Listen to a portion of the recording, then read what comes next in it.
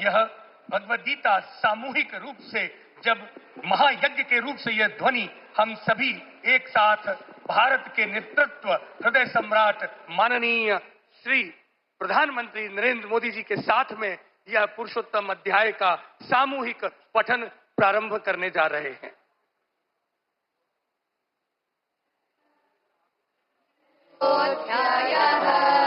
पुरुषोत्तम प्राप्ति योगः। श्री भगवानुवाच ऊर्ध्वमूलमधः शाखम् अश्वत्थम् प्राहुरव्ययम् छन्दांसि यस्य पर्णानि यस्तं वेद स वेदवित्। अधश्चोर्ध्वम् प्रसृता तस्य शाखाः गुणप्रवद्धा विषयप्रवालाः। अधश्च मूलान्यनुसन्ततानि कर्मानुबन्धीनि मनुष्यलोके। न रूपमस्येह तथोपलभ्यते नान्तो न चाविर्न च सम्प्रतिष्ठा। अश्वत्थमेनं सुविरूढमूलम् असङ्गशस्त्रेण दृढेन चित्वा। ततः पदं तत्परिमार्गितव्यम् यस्मिन् गता न निवर्तन्ति भूयः। तमेव चाद्यं पुरुषं प्रपद्ये यतः प्रवृत्तिः प्रकृता पुराणी। निर्माणमोहादिगतङ्गदोषाः अध्यात्मनित्या विनिवृत्तकामाः। द्वन्द्वैः विमुक्ताः सुखदुःखसंज्ञैः गच्छन्तमूढाः पदमव्ययम् तत्।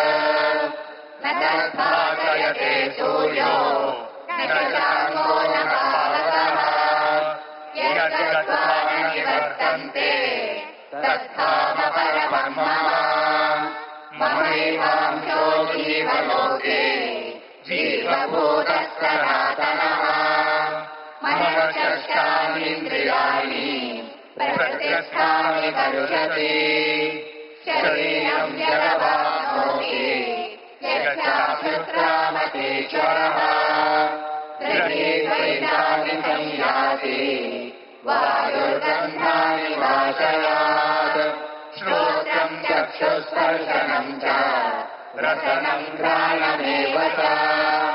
अधिष्ठाय मनश्चायम् विषयानुपसेवते। उत्क्रामन्तं स्थितं वापि भुञ्जानं वा गुणान्वितम्। विमूढानानुपश्यन्ति पश्यन्ति ज्ञानचक्षुषः। यदन्तो योगिनश्चैनम् पश्यन्त्यात्मन्यवस्थितम्। यदन्तो प्रकृतात्मानो नैनं पश्यन्ति चेतसः। यदादित्यगतं तेजो जगद्भासयतेऽखिलम्। यच्चन्द्रमसि यच्चाग्नौ तत्तेजो विद्धि मामकम्। गामाविश्य च भूतानि धारयाम्यहमोजसा। उष्णामि चौषधी सर्वाः सोमो भूत्वा रसात्मनः। अहं वैश्वानरो भूत्वा प्राणिनां देहमाश्रितः। प्राणापानसमायुक्तः पचाम्यन्नं चतुर्विधम्। सर्वस्य चाहं हृदि सन्निविष्टो मत्तस्मृतिर्ज्ञानमपोहनं च। वेदैश्च सर्वैरहमेव वेद्यो वेदान्तकृत्वेन विदेव चाहम्। द्वाविमौ पुरुषौ लोके क्षरश्चाक्षर एव च। क्षरः सर्वाणि भूतानि कूटस्थोऽक्षर उच्यते। उत्तमः पुरुषस्त्वन्यः परमात्मेत्युदाहृतः। यो लोकत्रयमाविश्य बिभर्त्यव्यय ईश्वरः। यस्माक्षरमतीतोऽहम् अक्षरादपि चोत्तमः। अतोऽस्मि लोके वेदे च प्रतितः पुरुषोत्तमः। यो मामेवमसम्मूढो जानाति पुरुषोत्तमम्। स सर्वविद् भजति माम् सर्वभावेन भारत। इति गुह्यतमम् शास्त्रम् इदमुक्तं मया नघ एतद्बुद्ध्वा बुद्धिमान् स्यात् प्रकृत्यश्च भारत।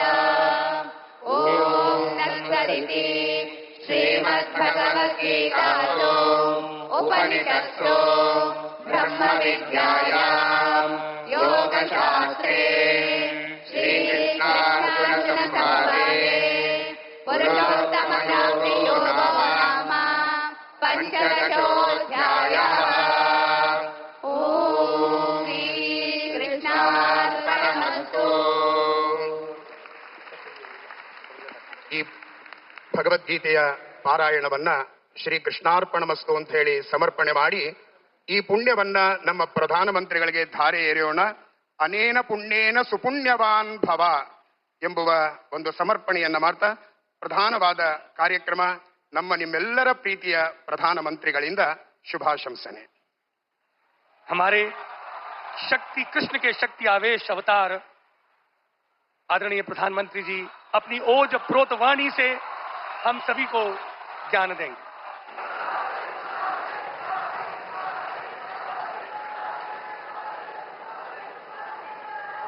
ಎಲ್ಲರಿಗೂ ನಮಸ್ಕಾರ. जय श्री कृष्ण, जय श्री कृष्ण, जय श्री कृष्ण। मैं अपनी बात बताना शुरू करूं उसके पहले यहां कुछ बच्चे चित्र बना के ले आए हैं। जरा एसपीजी के लोग और लोकल पुलिस के लोग मदद करें, उसको कलेक्ट कर लें। अगर आपने उसके पीछे अपना एड्रेस लिखा होगा तो मैं जरूर आपको धन्यवाद पत्र भेजूंगा। जिसके पास कुछ न कुछ है दे दीजिए, वो कलेक्ट कर लेंगे और आप फिर शांति से बैठ जाइए।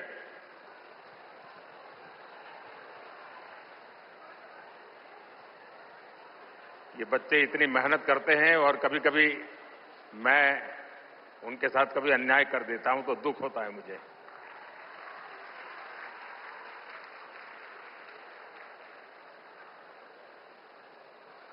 जय श्री कृष्ण। भगवान श्री कृष्ण के दिव्य दर्शनों की संतुष्टि, श्रीमद् भगवद गीता के मंत्रों की ये आध्यात्मिक अनुभूति और इतने सारे पूज्य संतों गुरुओं की ये उपस्थिति मेरे लिए परम सौभाग्य है। मेरे लिए ये असंख्य पुण्यों को प्राप्त करने जैसा है और जो मुझे सम्मान दिया गया, मेरे लिए जो भाव प्रकट किए गए, शायद मुझे इतने आशीर्वाद मिले कि मेरे लिए जो कहा जाता है मैं उससे योग्य बनूं और ज्यादा काम करूं और मुझसे जो अपेक्षाएं हैं उसे मैं पूर्ण करूं। भाइयों बहनों, अभी 3 दिन पहले ही मैं गीता की गुरु धरती कुरुक्षेत्र में था। अब आज भगवान श्री कृष्ण के आशीर्वाद और जगत गुरु श्री मध्वाचार्य जी के यश की इस भूमि पर आना मेरे लिए परम संतोष का अवसर है। आज के इस अवसर पर जब 1 लाख लोगों ने एक साथ भगवद गीता के श्लोक पढ़े तो पूरे विश्व के लोगों ने भारत की सहस्त्र वर्षों की दिव्यता का साक्षात दर्शन भी किया है। इस कार्यक्रम में हमें आशीर्वाद देने के लिए पधारे हुए श्री श्री सुगुणेन्द्र तीर्थ स्वामी जी, श्री श्री सुशींद्र तीर्थ स्वामी जी, कर्नाटका के गवर्नर थावरचंद गहलोत जी, केंद्रीय मंत्रिमंडल के मेरे सहयोगीगण, राज्य सरकार के मंत्री, सांसद, विधायक, उडुपी के अष्टमठों के सभी अनुयायी, उपस्थित अन्य संतगण, देवी और सज्जनों, कर्नाटका की इस भूमि पर यहां के स्नेहीजनों के बीच आना मेरे लिए सदा ही एक अलग अनुभूति होती है। और उडुपी की धरती पर आना तो हमेशा अद्भुत होता है।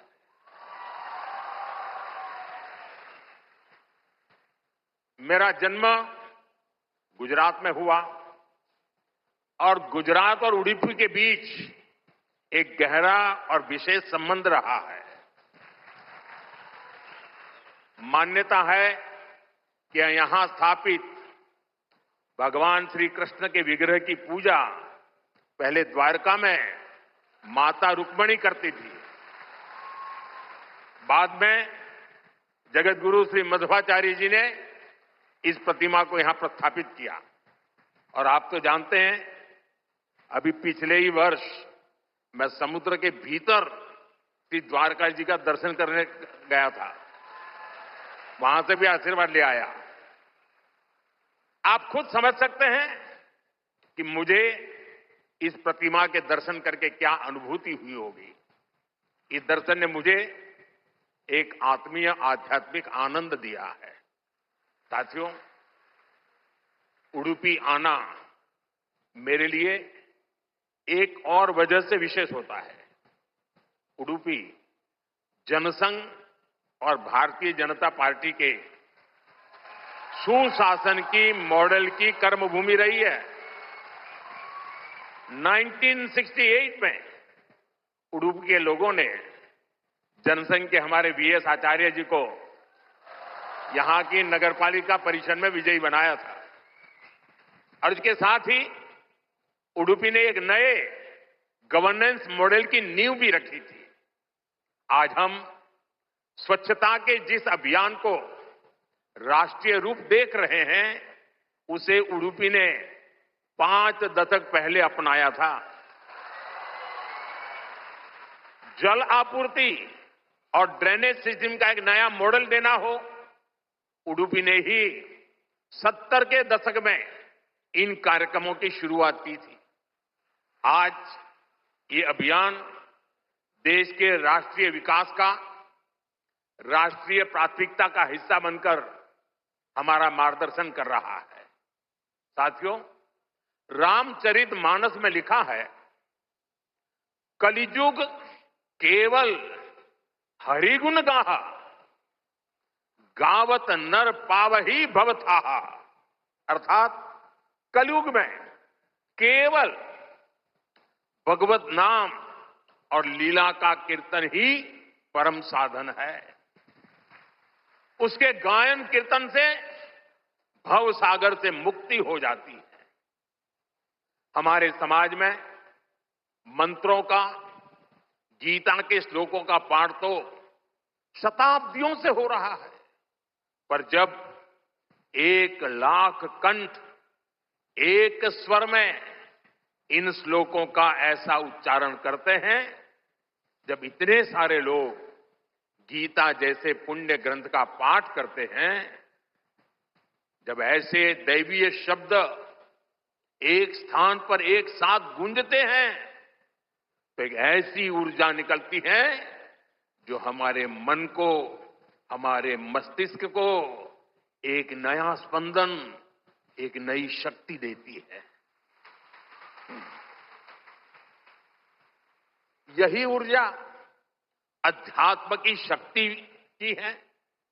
यही ऊर्जा सामाजिक एकता की शक्ति है।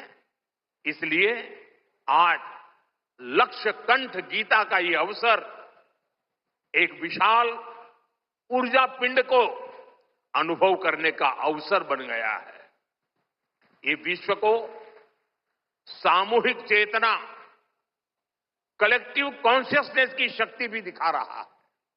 साथियों, आज के दिन विशेष रूप से मैं परम पूज्य श्री श्री सुगुणेन्द्र तीर्थ स्वामी जी को प्रणाम करता हूं।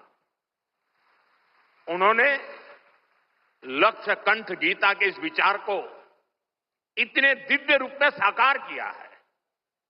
पूरे विश्व में लोगों को अपने हाथ से गीता लिखने का विचार देकर उन्होंने जिस कोटि गीता लेखन यज्ञ की शुरुआत की है, वो अभियान सनातन परंपरा का एक वैश्विक जन आंदोलन है। जिस तरह से हमारा युवा भगवत गीता के भावों से, इसकी शिक्षाओं से जुड़ रहा है, वो अपने आप में बहुत बड़ी प्रेरणा है। सदियों से भारत में वेदों, उपनिषदों और शास्त्रों के ज्ञान को अगली पीढ़ी तक पहुंचाने की परंपरा रही है और ये कार्यक्रम भी इसी परंपरा का भगवत गीता से अगली पीढ़ी को जोड़ने का एक सार्थक प्रयास बन गया है। साथियों, यहां आने से 3 दिन पहले मैं अयोध्या में भी था। 25 नवंबर को विवाह पंचमी के पावन दिन अयोध्या के राम जन्मभूमि मंदिर में धर्म ध्वजा की स्थापना हुई है।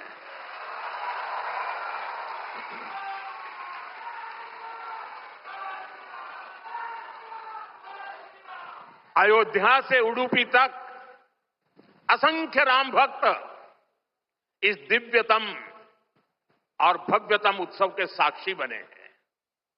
राम मंदिर आंदोलन में उडुपी की भूमिका कितनी बड़ी है, सारा देश इसे जानता है। परम पूज्य स्वर्गीय विश्वेश तीर्थ स्वामी जी ने दशकों पहले राम मंदिर के पूरे आंदोलन को जो दिशा दी, ध्वजारोहण समारोह उसी योगदान की सिद्धि का पर्व बना है। उडुपी के लिए राम मंदिर का निर्माण एक और कारण से विशेष है। नए मंदिर में जगत गुरु मध्वाचार्य जी के नाम पर एक विशाल द्वार भी बनाया गया है। भगवान राम के अनन्य भक्त जगत गुरु मध्वाचार्य जी ने लिखा था,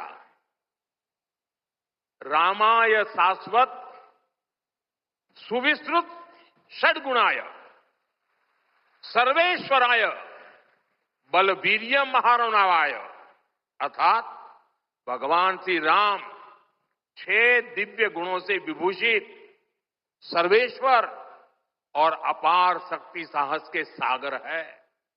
और इसलिए राम मंदिर परिसर का एक द्वार उनके नाम पर होना उडुपी, कर्नाटका और पूरे देश के लोगों के लिए बहुत गौरव की बात है।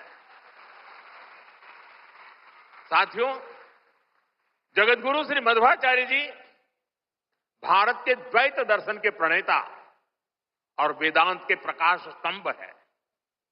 उनके द्वारा बनाई गई उडुपी के अष्टमठों की व्यवस्था संस्थाओं और नव परंपराओं के निर्माण का मूर्त उदाहरण है। यहां भगवान श्री कृष्ण की भक्ति है, वेदांत का ज्ञान है और हजारों लोगों की अन्न सेवा का संकल्प है। एक तरह से ये स्थान ज्ञान, भक्ति और सेवा का संगम तीर्थ है। साथियों, जिस काल में जगतगुरु मध्वाचार्य जी का जन्म हुआ, उस काल में भारत बहुत सी आंतरिक और बाहर की चुनौतियों से जूझ रहा था। उस काल में उन्होंने भक्ति का वो मार्ग दिखाया जिससे समाज का हर वर्ग, हर मान्यता जुड़ सकते थे। और इसी मार्गदर्शन के कारण आज कई शताब्दियों के बाद भी उनके द्वारा स्थापित मठ प्रतिदिन लाखों लोगों की सेवा का कार्य कर रहे हैं। उनकी प्रेरणा के कारण द्वैत परंपरा में ऐसी कई विभूतियां जन्मी हैं जिन्होंने सदा धर्म, सेवा और समाज निर्माण का काम आगे बढ़ाया। और जन सेवा की यह शाश्वत परंपरा ही उडुपी की सबसे बड़ी धरोहर है। साथियों, जगतगुरु मध्वाचार्य की परंपरा ने ही हरिदास परंपरा को ऊर्जा दी। पुरंदरदास, कनकदास जैसे महापुरुषों ने भक्ति को सरल, सरस और सुगम कन्नड़ा भाषा में जन जन तक पहुंचाया।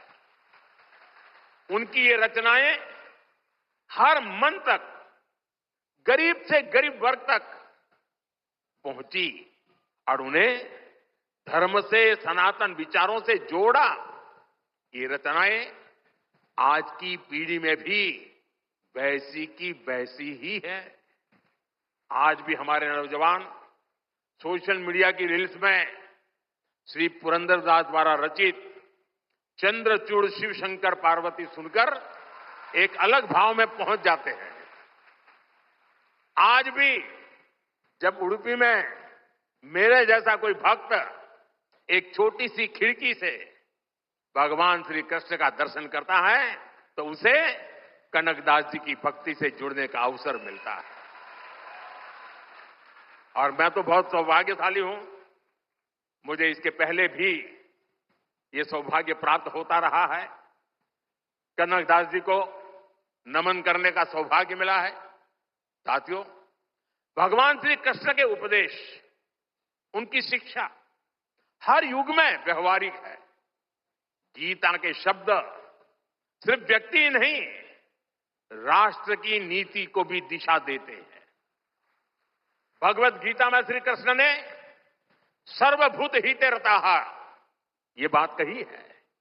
गीता में ही कहा गया है, लोक संग्रहम एवापि संपश्यन कर्तुम अर्हसि।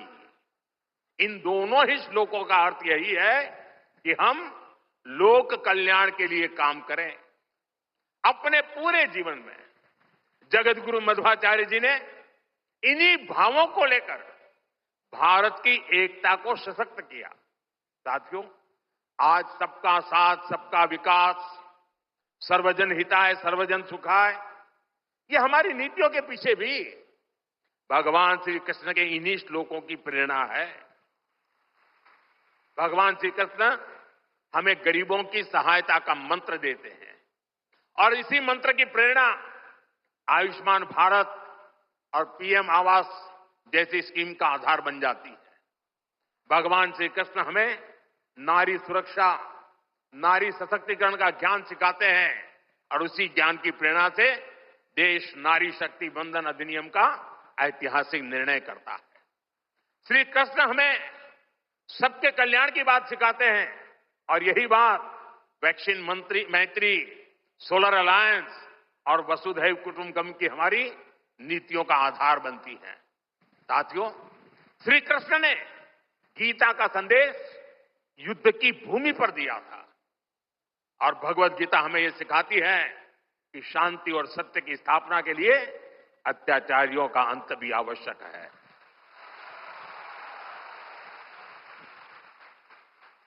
राष्ट्र की सुरक्षा नीति का मूल भाव यही है।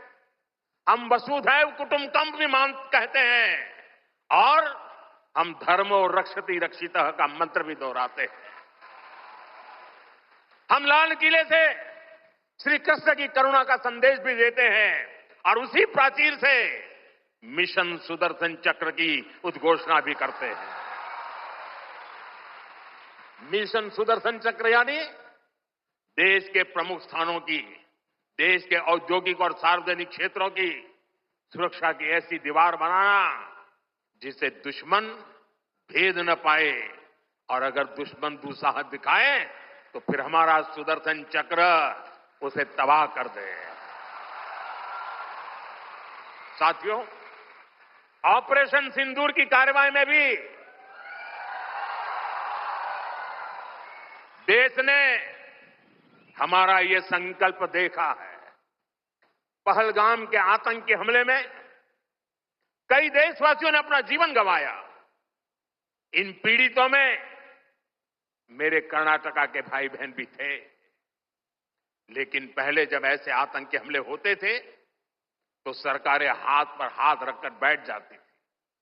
लेकिन ये नया भारत है, ये न किसी के आगे झुकता है।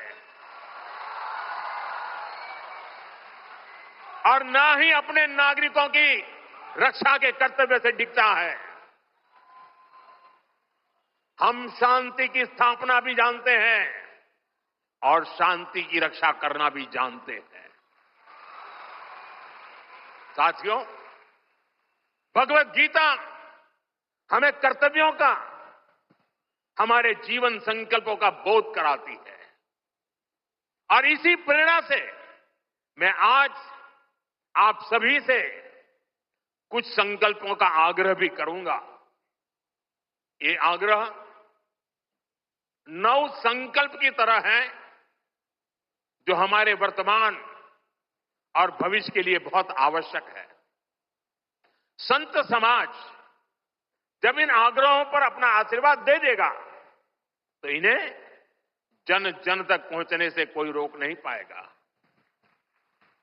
साथियों, हमारा पहला संकल्प होना चाहिए कि हमें जल संरक्षण करना है, पानी बचाना है, नदियों को बचाना है। हमारा दूसरा संकल्प होना चाहिए कि हम पेड़ लगाएंगे। देश भर में एक पेड़ मां के नाम अभियान को गति मिल रही है। इस अभियान के साथ अगर सभी मठों का सामर्थ्य जुड़ जाएगा तो इसका प्रभाव और व्यापक होगा।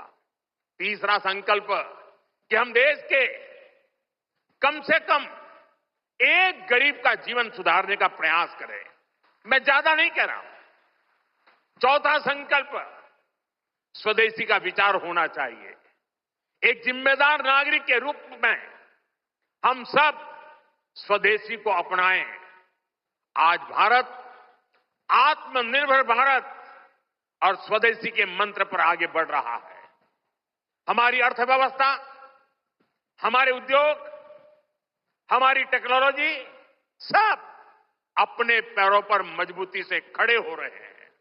इसलिए हमें जोर शोर से कहना है, vocal for local, vocal for vocal, vocal. साथियों, 5वें संकल्प के रूप में हमें नेचुरल फार्मिंग को बढ़ावा देना है। हमारा छठा संकल्प होना चाहिए कि हम हेल्थी लाइफस्टाइल को अपनाएंगे, मिलेट्स अपनाएंगे और खाने में तेल की मात्रा कम करेंगे। हमारा 7वां संकल्प ये हो कि हम योग को अपनाएं, इसे जीवन का हिस्सा बनाएं। 8वां संकल्प, मैन्युस्क्रिप्ट्स, पांडुलिपियों के संरक्षण में सहयोग करें। हमारे देश का बहुत सा पुरातन ज्ञान पांडुलिपियों में छिपा हुआ है। इस ज्ञान को संरक्षित करने के लिए केंद्र सरकार ज्ञान भारतम मिशन पर काम कर रही है। आपका सहयोग इस अमूल्य धरोहर को बचाने में मदद करेगा। साथियों, आप 9वां संकल्प लें कि हम कम से कम देश के 25 ऐसे स्थानों का दर्शन करेंगे जो हमारी विरासत से जुड़े हैं। जैसे मैं आपको कुछ सुझाव देता हूं। 3-4 दिन पहले कुरुक्षेत्र में महाभारत अनुभव केंद्र की शुरुआत हुई है। मेरा आग्रह है कि आप इस केंद्र में जाकर भगवान श्री कृष्ण का जीवन दर्शन देखें। गुजरात में हर साल भगवान श्री कृष्ण और मां रुक्मिणी के विवाह को समर्पित माधोपुर मेला भी लगता है। देश के कोने कोने से और खास करके नॉर्थ ईस्ट से बहुत से लोग इस मेले में खास तौर पर पहुंचते हैं। आप भी अगले साल इसमें जाने का प्रयास जरूर करिएगा। साथियों, भगवान श्री कृष्ण का पूरा जीवन, गीता का हर अध्याय कर्म, कर्तव्य और कल्याण का संदेश देता है। हम भारतीयों के लिए 2047 का काल सिर्फ अमृत काल ही नहीं, विकसित भारत के निर्माण का एक कर्तव्य काल भी है। देश के हर नागरिक की, हर भारतवासी की अपनी एक जिम्मेदारी है। हर व्यक्ति का, हर संस्थान का अपना एक कर्तव्य है और इन कर्तव्यों की पूर्णता में कर्नाटका के परिश्रमी लोगों की भूमिका बहुत बड़ी है। हमारा हर प्रयास देश के लिए होना चाहिए। कर्तव्य की इसी भावना पर चलते हुए विकसित कर्नाटका, विकसित भारत का स्वप्न भी साकार होगा। इसी कामना के साथ उडुपी की धरती से निकली ऊर्जा विकसित भारत के इस संकल्प में हमारा मार्गदर्शन करती रहे। एक बार फिर इस पवित्र आयोजन से जुड़े हर सहभागी को मेरी ढेर सारी शुभकामनाएं और सबको जय श्री कृष्ण, जय श्री कृष्ण, जय श्री कृष्ण।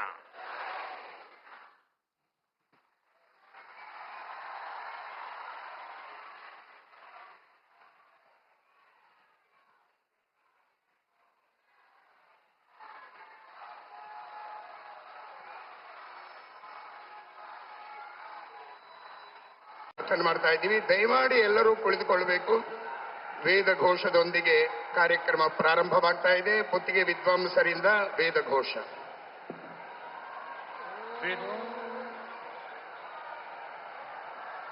वेद घोष प्रारंभ करें। वेद घोष प्रारंभ करें षण्मुख आचार्य जी।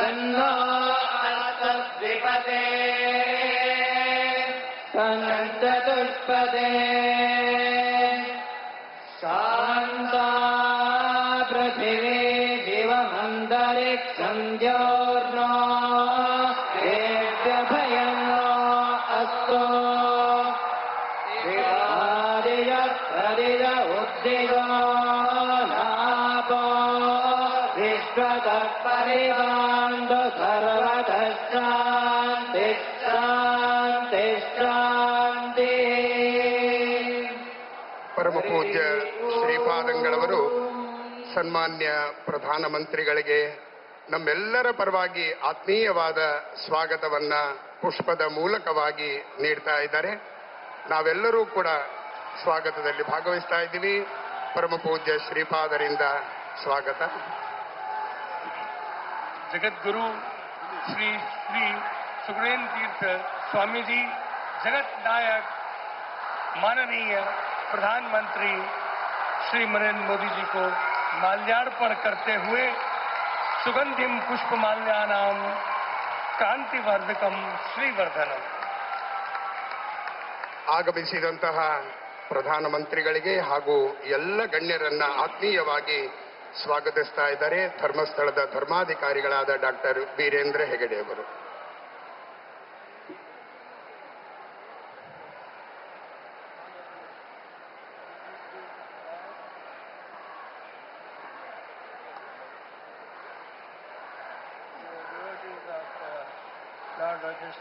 I am glad to welcome you all to today's auspicious function of Lakshakanta Gita Patuta. Pujya Shri Sukhrendra Tirtha Swamiji of Shri Puttige Bhatt initiated Koti Gita Lekana Yajna to spread the holy message Bhagavad Gita for a noble and happy life with courage and self-confidence. I deem it a proud privilege and honor to welcome our beloved Prime Minister Shri Narendra Modi ji to this temple town of Lord Krishna.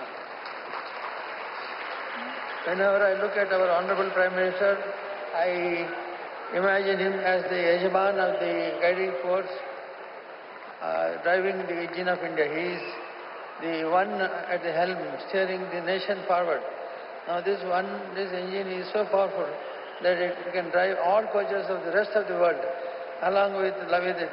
On behalf of all of you, I extend a hearty welcome to the Honorable Prime Minister Narendra Modi ji. I am happy to welcome Shri Tawarchand Gehlot ji, Honorable Governor of Karnataka.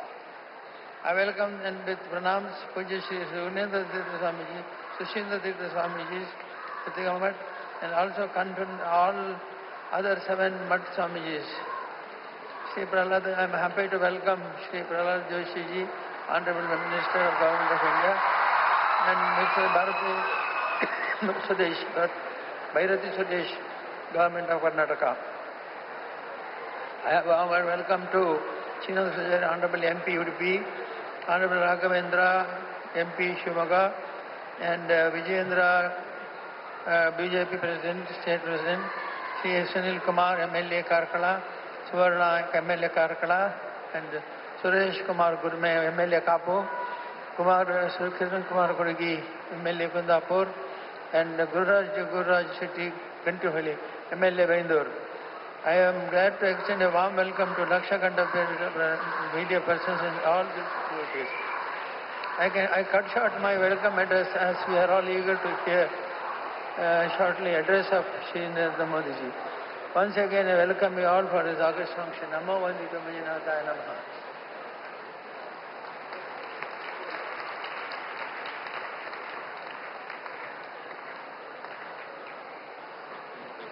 ಪರ್ಯಾಯ ಪೀಠಾಧಿಪತಿಗಳಾದ ಪರಮ ಪೂಜ್ಯ ಶ್ರೀ ಶ್ರೀ ಸುಗುಣೇಂದ್ರ ತೀರ್ಥ ಶ್ರೀಪಾದಂಗಳವರಿಂದ ಈ ಐತಿಹಾಸಿಕ ಕಾರ್ಯಕ್ರಮದಲ್ಲಿ ಪ್ರಾಸ್ತಾವಿಕ ಅನುಗ್ರಹ ಸಂದೇಶವನ್ನು ನೀಡಿ ಆಶೀರ್ವದಿಸಬೇಕಾಗಿ ಪ್ರಾರ್ಥಿಸ್ತಾ ಇದ್ದೀನಿ.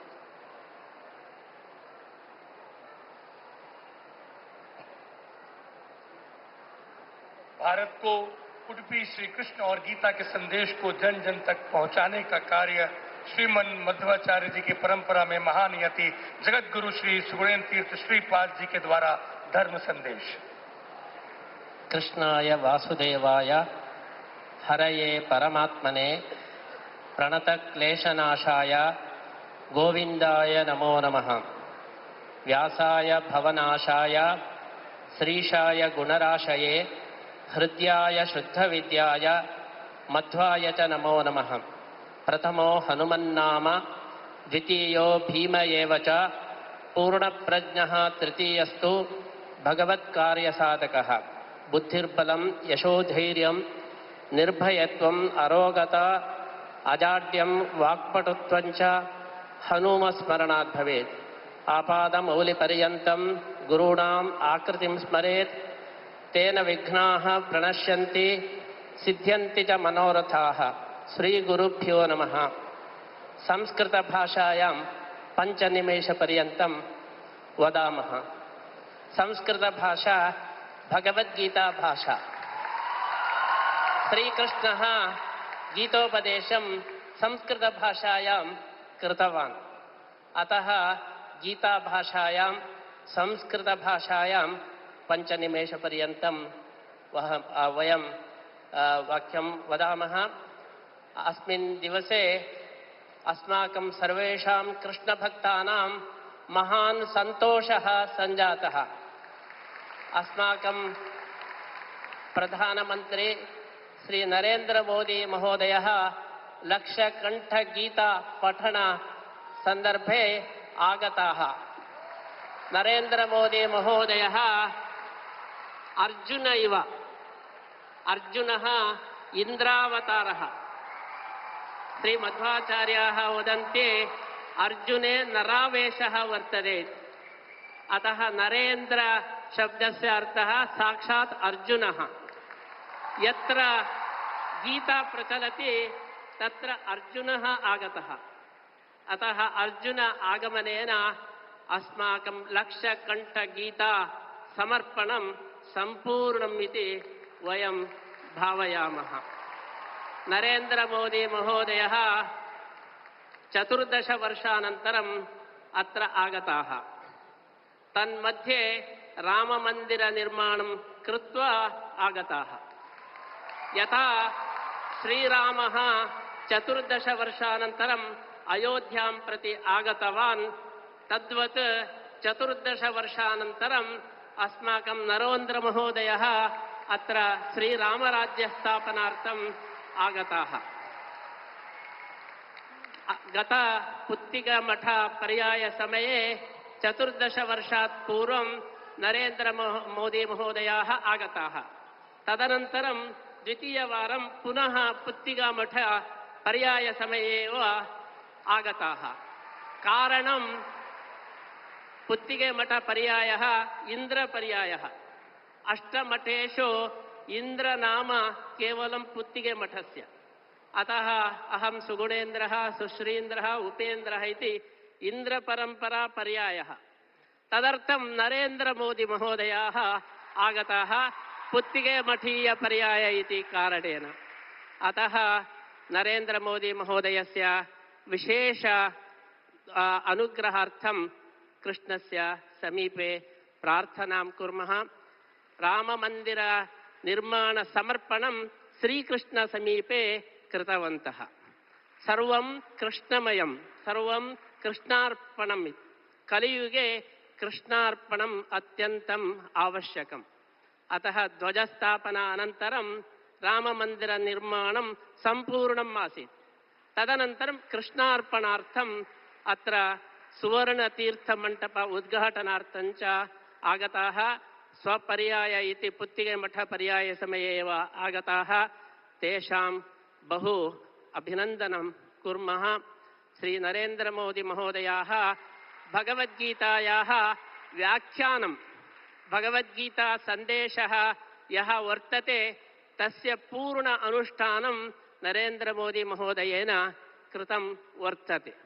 श्रीकृष्णः उद्धरेदात्मनात्मानं नात्मानम् अवसादयेत् इति सन्देशं दत्तवान्। अस्माकं नरेंद्र मोदी महोदयः आत्मनिर्भर कार्यक्रमेण श्रीकृष्ण सन्देशस्य अनुष्ठानं कृतवन्तः।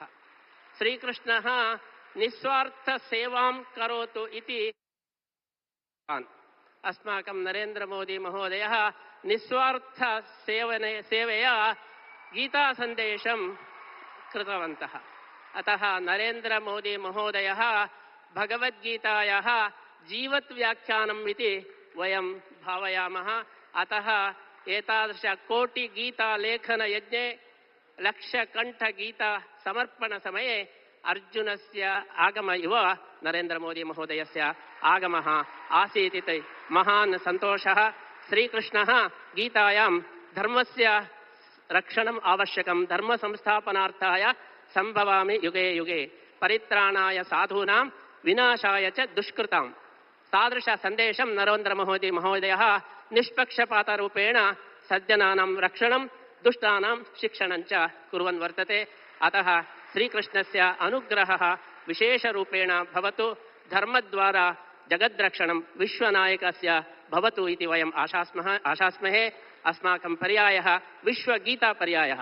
विश्वगीतापर्याये विश्वनायकः आगतः इति सार्थकम् इति अस्माकम् आशयः वर्तते।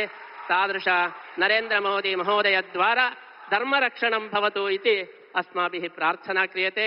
शास्त्रे धर्मो रक्षति रक्षितः इति घोषणं कृतम्।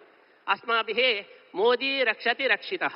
यदि मोदी रक्षितः, धर्मः देशः रक्षितः। मोदी हस्ते समग्र विश्वं सुरक्षितं वर्तते इति अस्माकं भावना। तादृश अनुग्रहः श्रीकृष्णस्य अनुग्रहः भवतु इति प्रार्थनां कृत्वा नरेंद्र मोदी महोदयस्य अस्मिन् दिवसे श्रीकृष्ण अनुग्रह रूपेण एकं प्रशस्तिं वयं ददामः। भारत भाग्यविधाता, भारत भाग्यविधाता। अस्माकं नरेंद्र महोदयः भारत भाग्यविधाता इति बिरुदु समर्पणेन विशेष श्रीकृष्णानुग्रहं वयं प्रार्थयामः। अस्मिन् सन्दर्भे उडुपी क्षेत्रस्यापि अभिवृद्धिः भवतु। यथा वाराणसी कारिडार् आसीत् एवं उडुपी कारिडार् अपि भवतु। श्रीकृष्णस्य क्षेत्रस्य अभिवृद्धिः भवतु इति वयम् आशास्महे। एवं गोपालकृष्णस्य सेवार्थं गोवंशरक्षणमपि नरेन्द्रमोदी द्वारा भवतु इति वयम् आशास्य। पुनरपि भारतभाग्य विधात्रोः श्रीकृष्णानुग्रहं सम्प्रार्थ्य वयं विरमामः।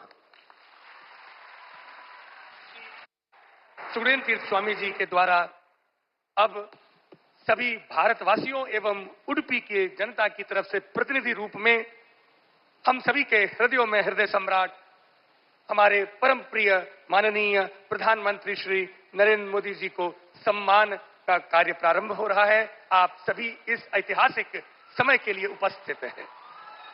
ಸನ್ಮಾನ್ಯ ನರೇಂದ್ರ ಮೋದಿಜಿಯವರಿಗೆ ಪರಮಪೂಜ್ಯ ಶ್ರೀಪಾದಂಗಳವರು ಶ್ರೀಕೃಷ್ಣ ಮುಖ್ಯಪ್ರಾಣದೇವರ ಅನುಗ್ರಹ ರೂಪವಾದ ವಿಶಿಷ್ಟವಾದ ಬಿರುದು ಭಾರತ ಭಾಗ್ಯ ವಿಧಾತ ಎಂಬುವ ಬಿರುದಿನೊಂದಿಗೆ ಸನ್ಮಾನವನ್ನ ಮಾಡ್ತಾ ಇದ್ದಾರೆ।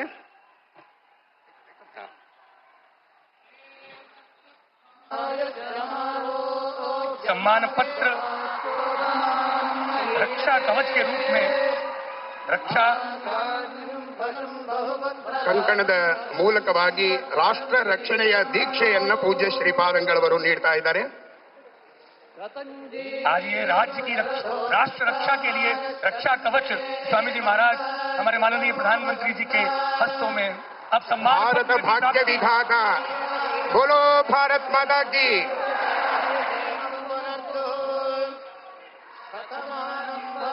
भगवान कृष्ण का चित्रपट ಮುತ್ತಿನ ಕವಚದ ಕೃಷ್ಣನ ಸುಂದರವಾದ ಮೂರ್ತಿಯನ್ನ ನೀಡ್ತಾ ಇದ್ದಾರೆ। ಕೃಷ್ಣನ ಕೈಯಲ್ಲಿ ಕಂಗೊಳಿಸುವ ಮಂಥಾನವನ್ನ ನೀಡಿ ಪೂಜ್ಯ ಶ್ರೀಪಾದಂಗಳವರು ಸನ್ಮಾನಿಸ್ತಾ ಇದ್ದಾರೆ।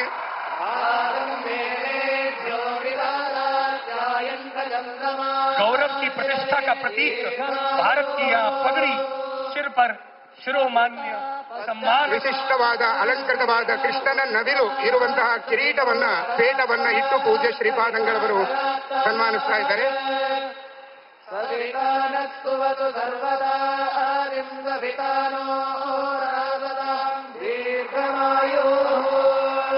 ಕಾರ್ಯಕ್ರಮದ ಪ್ರಧಾನವಾದ ಘಟ್ಟ ನಮ್ಮೆಲ್ಲರ ಪ್ರೀತಿಯ ವಿಶ್ವ ನಾಯಕರಾದಂತಹ ಪ್ರಧಾನಮಂತ್ರಿಗಳ ಸಮಕ್ಷಮದಲ್ಲಿ ಅವರ ಜೊತೆಯಲ್ಲಿ ಪುರುಷೋತ್ತಮ ಯೋಗದ ಪಠನೆ ಈಗ ಪ್ರಾರಂಭವಾಗ್ತಾ ಇದೆ। ಎಲ್ಲರೂ ಕೂಡ ಶ್ರದ್ಧೆಯಿಂದ ಶ್ರೀಮದ್ ಭಗವದ್ಗೀತೆಯ 15ನೇ ಅಧ್ಯಾಯದ ಪುರುಷೋತ್ತಮ ಯೋಗದ ಪಠನೆಯಲ್ಲಿ ನಾವು ನೀವೆಲ್ಲರೂ ಭಾಗವಹಿಸೋಣ। यह भगवद गीता सामूहिक रूप से जब महायज्ञ के रूप से यह ध्वनि हम सभी एक साथ भारत के नेतृत्व हृदय सम्राट माननीय श्री प्रधानमंत्री नरेंद्र मोदी जी के साथ में यह पुरुषोत्तम अध्याय का सामूहिक पठन प्रारंभ करने जा रहे हैं।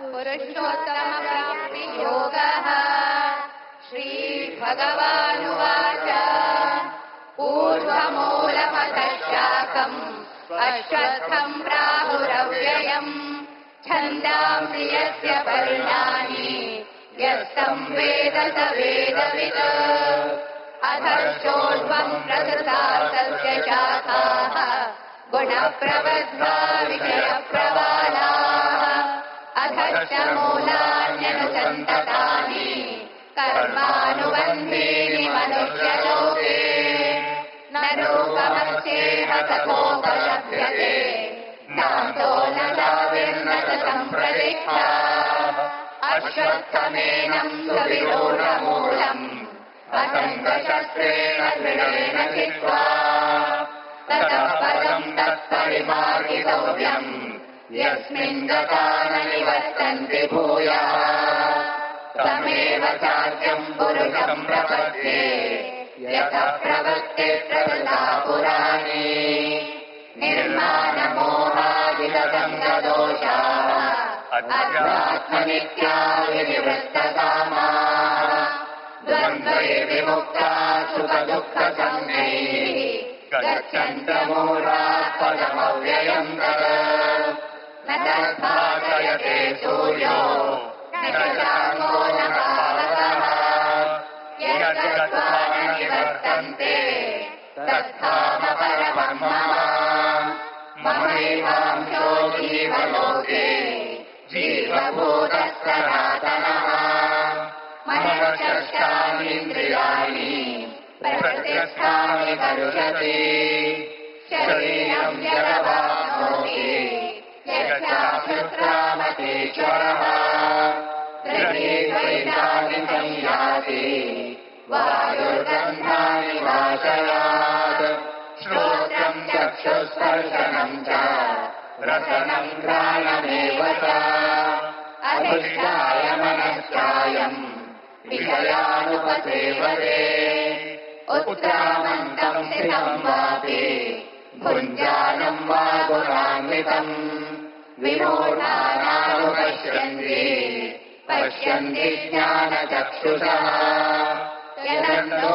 योगिनश्चैनं पश्यन्त्यात्मन्यवस्थितम् यदन्तो प्रकृतात्मानो नैनं पश्यन्ति चेतसः यदादित्यगतं तेजो जगद्भासयतेऽखिलम् यच्चन्द्रमसि यच्चाग्नौ तत्तेजो विद्धि मामकम् गामाविश्य च भूतानि धारयाम्यहमोजसा उष्णामि चौषधे सर्वाः सोमो भूत्वा रसात्मकः अहं वैश्वानरो भूत्वा प्राणिनां देहमाश्रितः प्राणापानसमायुक्तः पचाम्यन्नं चतुर्विधम् सर्वस्य चाहं हृदि सन्निविष्टो मत्तत्प्रज्ञानमपोहनं च वेदैश्च सर्वैरहमेव वेद्यो वेदान्तकृत्तेन विदेव चाहम् द्वाविमौ पुरुषौ लोके क्षरश्चाक्षर एव च क्षरः सर्वाणि भूतानि कूटस्थोऽक्षर उच्यते उत्तमः पुरुषस्त्वन्यः परमात्मेत्युदाहृतः यो लोकत्रयमाविश्य बिभर्त्यव्यय ईश्वरः यस्माक्षरमवेदोऽहम् अक्षरादपि चोत्तमः अतोऽस्मि लोके वेदे च प्रतितः पुरुषोत्तमः यो मामेवमसम्मूढो जानाति पुरुषोत्तमम् स सर्वविद् भजति माम् सर्वभावेन भारत इति गुह्यतमम् शास्त्रम् इदमुक्तम् मया नघ एतद्बुद्ध्वा बुद्धिमान् स्यात् प्रकृत्यश्च भारत ॐ तत्सदिति श्रीमद्भगवद्गीतासु उपनिषत्सु ब्रह्मविद्यायाम् योगशास्त्रे श्रीकृष्णार्जुनसंवादे पुरुषोत्तमयोगो नाम पञ्चदशोऽध्यायः। ॐ श्रीकृष्णार्पणमस्तु। ಈ ಭಗವದ್ಗೀತೆಯ ಪಾರಾಯಣವನ್ನ ಶ್ರೀ ಕೃಷ್ಣಾರ್ಪಣಮಸ್ತು ಅಂತ ಹೇಳಿ ಸಮರ್ಪಣೆ ಮಾಡಿ ಈ ಪುಣ್ಯವನ್ನ ನಮ್ಮ ಪ್ರಧಾನಮಂತ್ರಿಗಳಿಗೆ ಧಾರೆ ಎರೆಯೋಣ. ಅನೇನ ಪುಣ್ಯೇನ ಸುಪುಣ್ಯವಾನ್ ಭವ ಎಂಬುವ ಒಂದು ಸಮರ್ಪಣೆಯನ್ನ ಮಾಡ್ತಾ ಪ್ರಧಾನವಾದ ಕಾರ್ಯಕ್ರಮ ನಮ್ಮ ನಿಮ್ಮೆಲ್ಲರ ಪ್ರೀತಿಯ ಪ್ರಧಾನಮಂತ್ರಿಗಳಿಂದ ಶುಭಾಶಂಸನೆ.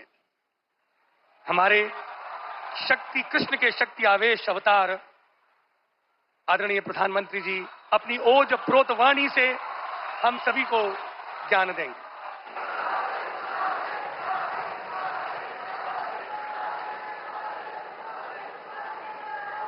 ಎಲ್ಲರಿಗೂ ನಮಸ್ಕಾರ. जय श्री कृष्ण, जय श्री कृष्ण, जय श्री कृष्ण. मैं अपनी बात बताना शुरू करूं उसके पहले यहां कुछ बच्चे चित्र बना के ले आए हैं. जरा एसपीजी के लोग और लोकल पुलिस के लोग मदद करें, उसको कलेक्ट कर लें. अगर आपने उसके पीछे अपना एड्रेस लिखा होगा तो मैं जरूर आपको धन्यवाद पत्र भेजूंगा. जिसके पास कुछ न कुछ है दे दीजिए. वो कलेक्ट कर लेंगे और आप फिर शांति से बैठ जाइए।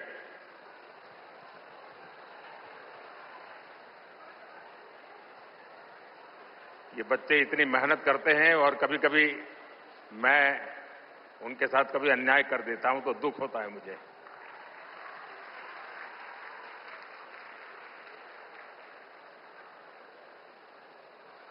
जय श्री कृष्ण। भगवान श्री कृष्ण के दिव्य दर्शनों की संतुष्टि, श्रीमद् भगवद गीता के मंत्रों की ये आध्यात्मिक अनुभूति और इतने सारे पूज्य संतों, गुरुओं की ये उपस्थिति मेरे लिए परम सौभाग्य है। मेरे लिए ये असंख्य पुण्यों को प्राप्त करने जैसा है और जो मुझे सम्मान दिया गया, मेरे लिए जो भाव प्रकट किए गए, शायद मुझे इतने आशीर्वाद मिले कि मेरे लिए जो कहा जाता है मैं उससे योग्य बनूं और ज्यादा काम करूं और मुझसे जो अपेक्षाएं हैं उसे मैं पूर्ण करूं। भाइयों बहनों, अभी 3 दिन पहले ही मैं गीता की धरती कुरुक्षेत्र में था। अब आज भगवान श्री कृष्ण के आशीर्वाद और जगत गुरु श्री मध्वाचार्य जी के यश की इस भूमि पर आना मेरे लिए परम संतोष का अवसर है। आज के इस अवसर पर जब 1 लाख लोगों ने एक साथ भगवद गीता के श्लोक पढ़े तो पूरे विश्व के लोगों ने भारत की सहस्त्र वर्षों की दिव्यता का साक्षात दर्शन भी किया है। इस कार्यक्रम में हमें आशीर्वाद देने के लिए पधारे हुए श्री श्री सुगुणेन्द्र तीर्थ स्वामी जी, श्री श्री सुशींद्र तीर्थ स्वामी जी, कर्नाटका के गवर्नर थावरचंद गहलोत जी, केंद्रीय मंत्रिमंडल के मेरे सहयोगीगण, राज्य सरकार के मंत्री, सांसद, विधायक, उडुपी के अष्टमठों के सभी अनुयायी, उपस्थित अन्य संतगण, देवी और सज्जनों, कर्नाटका की इस भूमि पर यहां के स्नेहीजनों के बीच आना मेरे लिए सदा ही एक अलग अनुभूति होती है और उडुपी की धरती पर आना तो हमेशा अद्भुत होता है।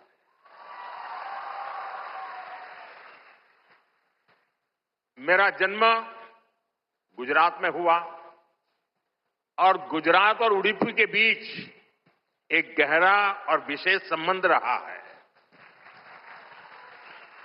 मान्यता है कि यहां स्थापित भगवान श्री कृष्ण के विग्रह की पूजा पहले द्वारका में माता रुक्मिणी करती थी। बाद में जगत गुरु श्री मध्वाचार्य जी ने इस प्रतिमा को यहां प्रस्थापित किया और आप तो जानते हैं, अभी पिछले ही वर्ष मैं समुद्र के भीतर श्री द्वारका जी का दर्शन करने गया था, वहां से भी आशीर्वाद ले आया। आप खुद समझ सकते हैं कि मुझे इस प्रतिमा के दर्शन करके क्या अनुभूति हुई होगी। इस दर्शन ने मुझे एक आत्मीय आध्यात्मिक आनंद दिया है। साथियों, उडुपी आना मेरे लिए एक और वजह से विशेष होता है। उडुपी जनसंघ और भारतीय जनता पार्टी के सुशासन की मॉडल की कर्मभूमि रही है।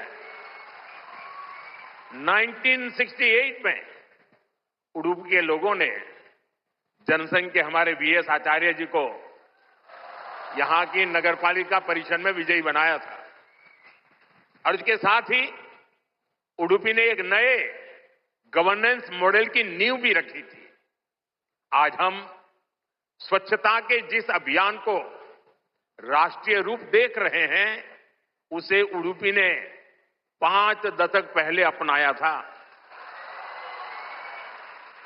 जल आपूर्ति और ड्रेनेज सिस्टम का एक नया मॉडल देना हो, उडुपी ने ही 70 के दशक में इन कार्यक्रमों की शुरुआत की थी। आज ये अभियान देश के राष्ट्रीय विकास का राष्ट्रीय प्राथमिकता का हिस्सा बनकर हमारा मार्गदर्शन कर रहा है।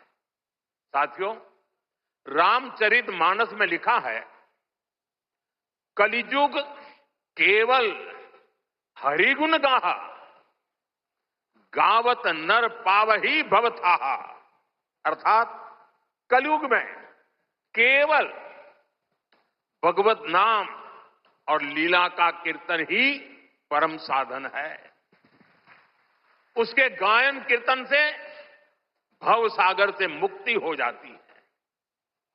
हमारे समाज में मंत्रों का, गीता के श्लोकों का पाठ तो शताब्दियों से हो रहा है, पर जब 1 लाख कंठ एक स्वर में इन श्लोकों का ऐसा उच्चारण करते हैं, जब इतने सारे लोग गीता जैसे पुण्य ग्रंथ का पाठ करते हैं, जब ऐसे दैवीय शब्द एक स्थान पर एक साथ गूंजते हैं, तो एक ऐसी ऊर्जा निकलती है जो हमारे मन को, हमारे मस्तिष्क को एक नया स्पंदन, एक नई शक्ति देती है। यही ऊर्जा अध्यात्म की शक्ति की है। यही ऊर्जा सामाजिक एकता की शक्ति है। इसलिए आज लक्ष्य कंठ गीता का ये अवसर एक विशाल ऊर्जा पिंड को अनुभव करने का अवसर बन गया है। ये विश्व को सामूहिक चेतना, कलेक्टिव कॉन्शियसनेस की शक्ति भी दिखा रहा है। साथियों, आज के दिन विशेष रूप से मैं परम पूज्य श्री श्री सुगुणेंद्र तीर्थ स्वामी जी को प्रणाम करता हूं। उन्होंने लक्ष्य कंठ गीता के इस विचार को इतने दिव्य रूप में साकार किया है। पूरे विश्व में लोगों को अपने हाथ से गीता लिखने का विचार देकर उन्होंने जिस कोटि गीता लेखन यज्ञ की शुरुआत की है, वो अभियान सनातन परंपरा का एक वैश्विक जन आंदोलन है। जिस तरह से हमारा युवा भगवत गीता के भावों से, इसकी शिक्षाओं से जुड़ रहा है, वो अपने आप में बहुत बड़ी प्रेरणा है। सदियों से भारत में वेदों, उपनिषदों और शास्त्रों के ज्ञान को अगली पीढ़ी तक पहुंचाने की परंपरा रही है, और ये कार्यक्रम भी इसी परंपरा का, भगवत गीता से अगली पीढ़ी को जोड़ने का एक सार्थक प्रयास बन गया है। साथियों, यहां आने से 3 दिन पहले मैं अयोध्या में भी था। 25 नवंबर को विवाह पंचमी के पावन दिन अयोध्या के राम जन्मभूमि मंदिर में धर्म ध्वजा की स्थापना हुई है।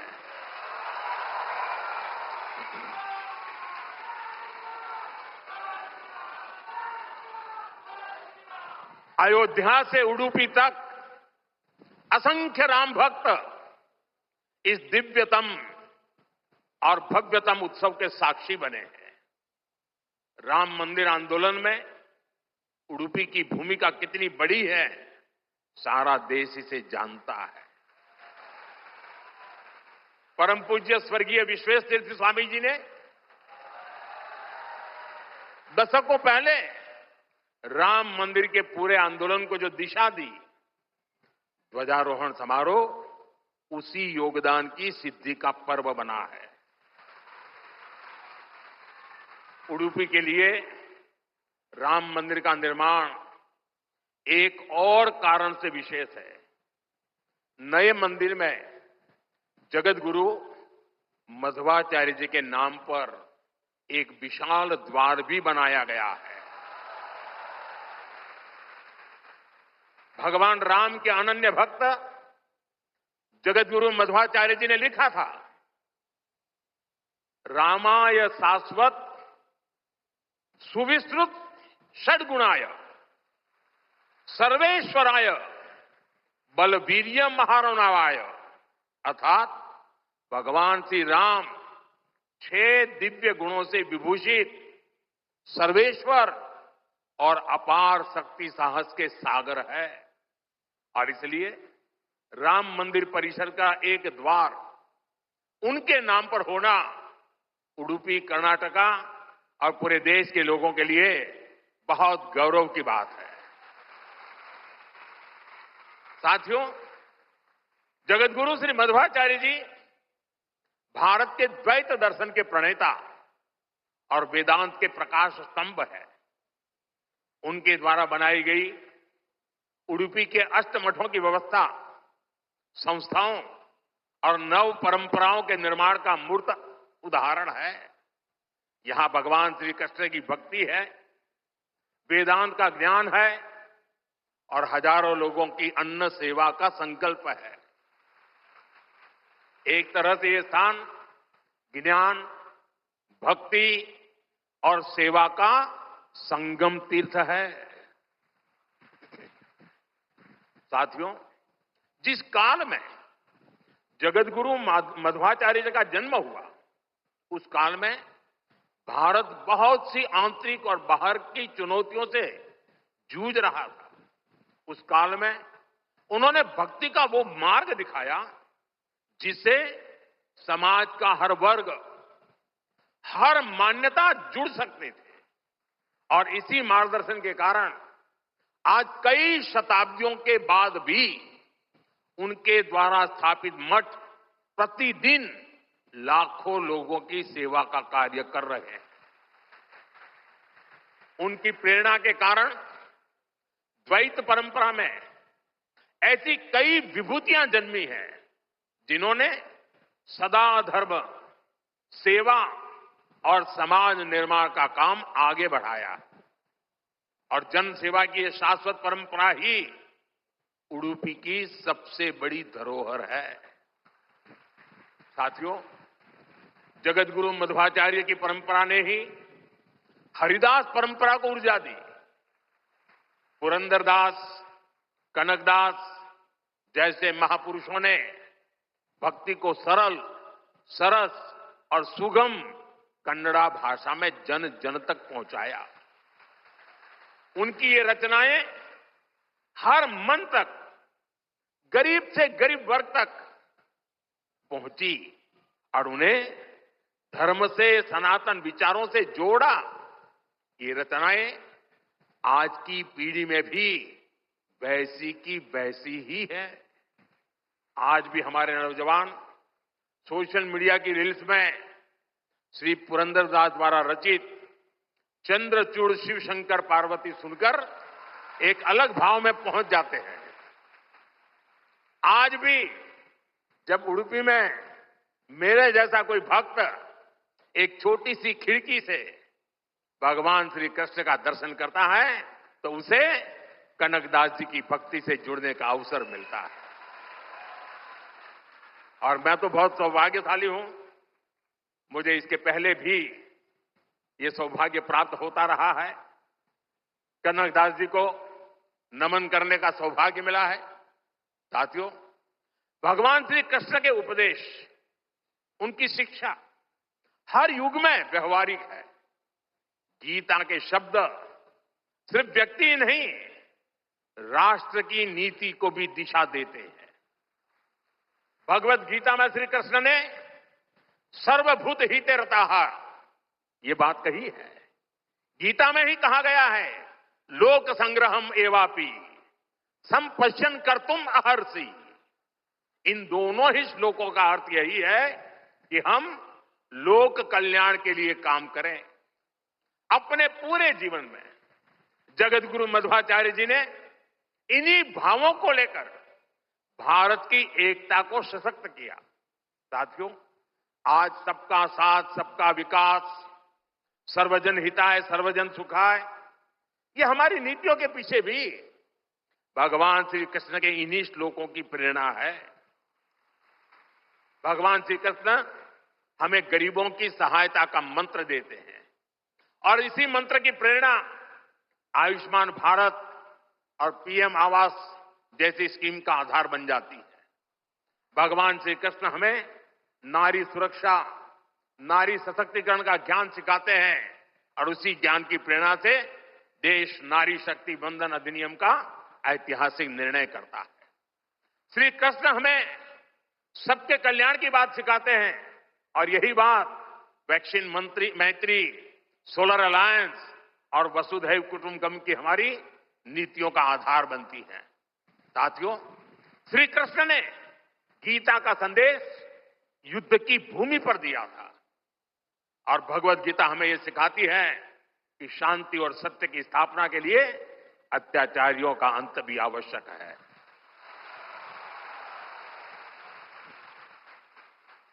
राष्ट्र की सुरक्षा नीति का मूल भाव यही है। हम वसुधैव कुटुंबकम भी कहते हैं और हम धर्मो रक्षति रक्षितः का मंत्र भी दोहराते हैं। हम लाल किले से श्री कृष्ण की करुणा का संदेश भी देते हैं और उसी प्राचीर से मिशन सुदर्शन चक्र की उद्घोषणा भी करते हैं।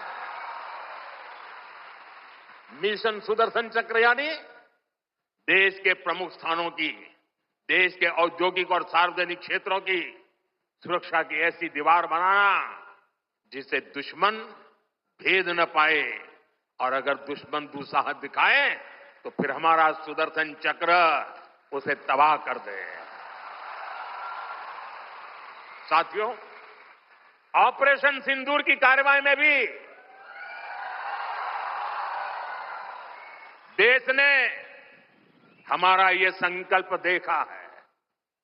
पहलगाम के आतंकी हमले में कई देशवासियों ने अपना जीवन गंवाया। इन पीड़ितों में मेरे कर्नाटका के भाई बहन भी थे। लेकिन पहले जब ऐसे आतंकी हमले होते थे तो सरकारें हाथ पर हाथ रखकर बैठ जाती थी। लेकिन ये नया भारत है, ये न किसी के आगे झुकता है और न ही अपने नागरिकों की रक्षा के कर्तव्य से डिगता है। हम शांति की स्थापना भी जानते हैं और शांति की रक्षा करना भी जानते हैं।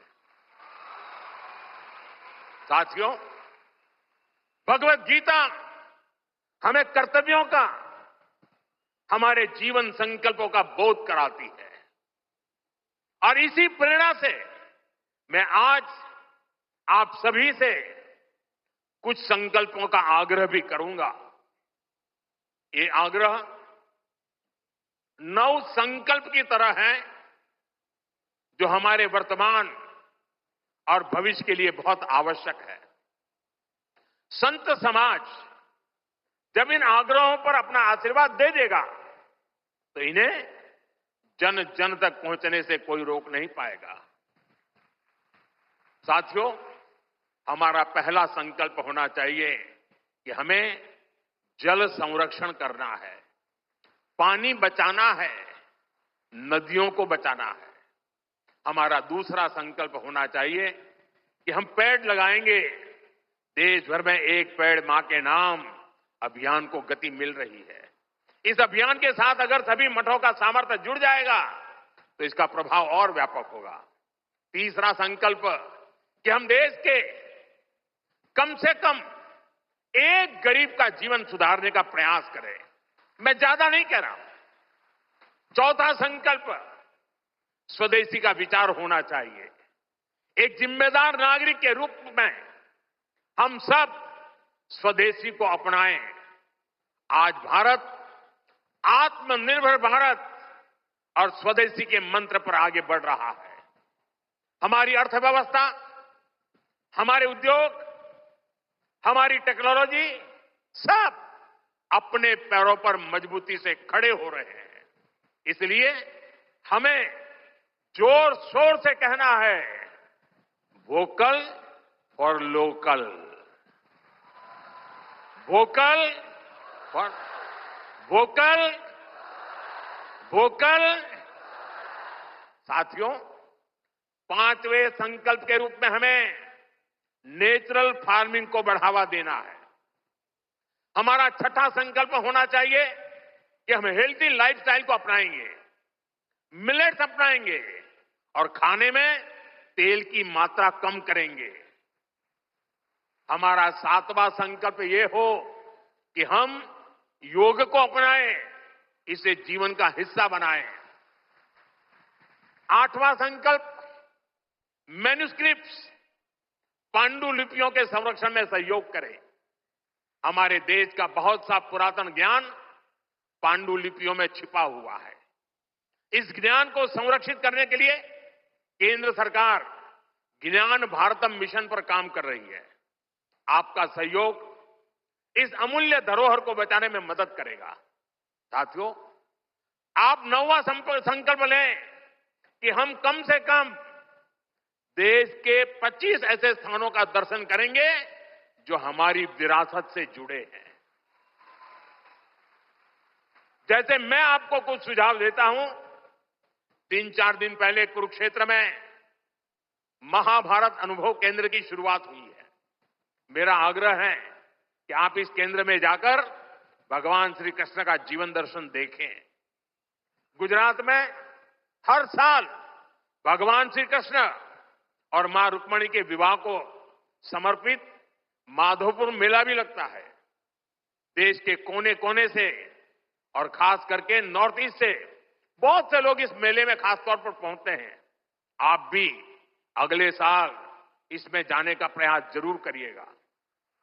साथियों, भगवान श्री कृष्ण का पूरा जीवन, गीता का हर अध्याय कर्म, कर्तव्य और कल्याण का संदेश देता है। हम भारतीयों के लिए 2047 का काल सिर्फ अमृत काल ही नहीं, विकसित भारत के निर्माण का एक कर्तव्य काल भी है। देश के हर नागरिक की, हर भारतवासी की अपनी एक जिम्मेदारी है। हर व्यक्ति का, हर संस्थान का अपना एक कर्तव्य है और इन कर्तव्यों की पूर्णता में कर्नाटका के परिश्रमी लोगों की भूमिका बहुत बड़ी है। हमारा हर प्रयास देश के लिए होना चाहिए। कर्तव्य की इसी भावना पर चलते हुए विकसित कर्नाटका, विकसित भारत का स्वप्न भी साकार होगा।